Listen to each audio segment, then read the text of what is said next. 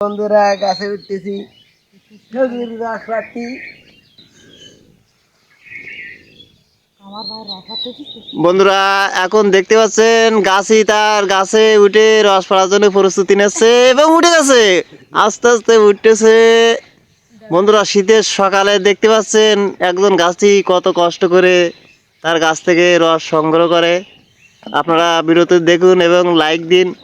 শীতের সকালে একদম খেজুর গাছের টাটকা রস।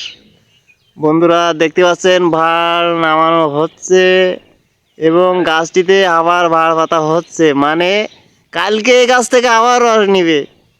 গাছিরা জানে রস কখন পাড়তে হয় আর কখন গাছে ভাড় পাড়তে হয়। এবং নামতেছে আস্তে আস্তে আস্তে আস্তে।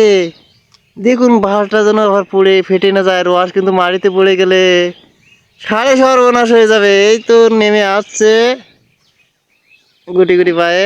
হ্যাঁ, এই তো নেমে আছে রস নিয়ে। হ্যাঁ, ধন্যবাদ।